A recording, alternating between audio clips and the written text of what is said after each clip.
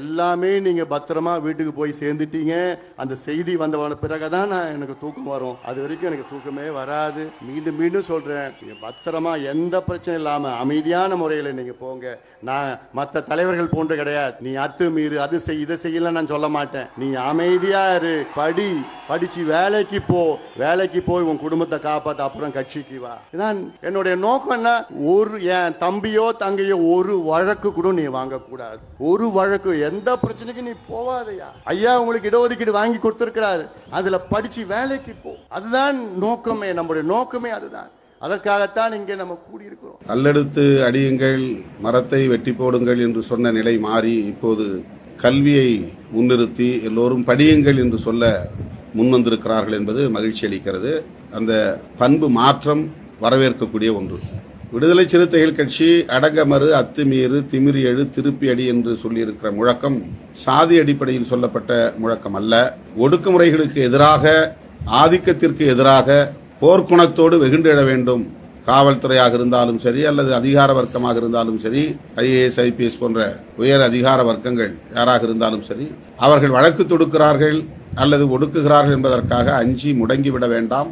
அந்த அடக்குமுறைக்கு எதிராக அடங்க மறு என்ற முழக்கத்தை விடுதலை சிறுத்தைகள் கட்சி 1990களின் தொடக்கத்தில் முன்வைத்தது. மதுரையிலே நடைபெற்ற பேரணியின் போது காவல்துறை மிக மோசமான தாக்குதலை நடத்தி ஏராளமானவர்களுக்கு ரத்த காயம் ஏற்பட்ட போது காவல்துறையின் ஒடுக்குமுறைக்கு எதிராக நான் முன்மொழிந்த முழக்கம் அது. அது ஒரு சாதிக்கு எதிராகவோ ஒரு சாதிக்கு ஆதரவாக முன்வைக்கப்பட்டதல்ல.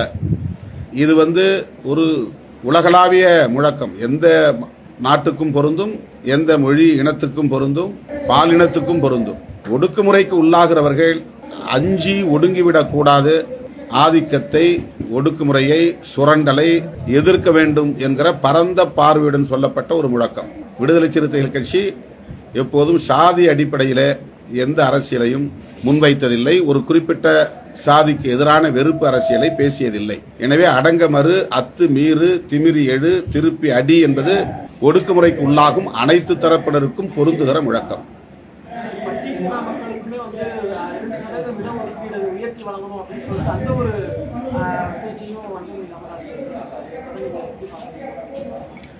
முதல் முறையாக அவர் இன்னொரு சமூகத்திற்கு இடஒதுக்கீடு கொடுங்கள் என்று சொல்லுகிற ஒரு கோரிக்கையை வைத்திருக்கிறார்கள். எப்போதும் அவர்கள் அந்த மாதிரி கருத்து பேசியதில்லை.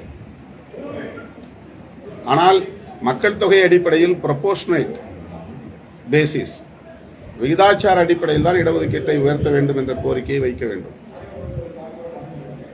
பரிதாபத்தின் அடிப்படையில் ஏதோ 1%, 2% உயர்த்தி கொடுங்கள் என்று கேட்பதல்ல சமூக நீதி கோரிக்கை. ஒடுக்கப்பட்ட மக்கள் 23% மேலாக இருக்கிறார்கள் என்கிற நிலையில் 19%இலிருந்து 23% உயர்த்துங்கள் என்ற கோரிக்கை தான் நியாயமானது.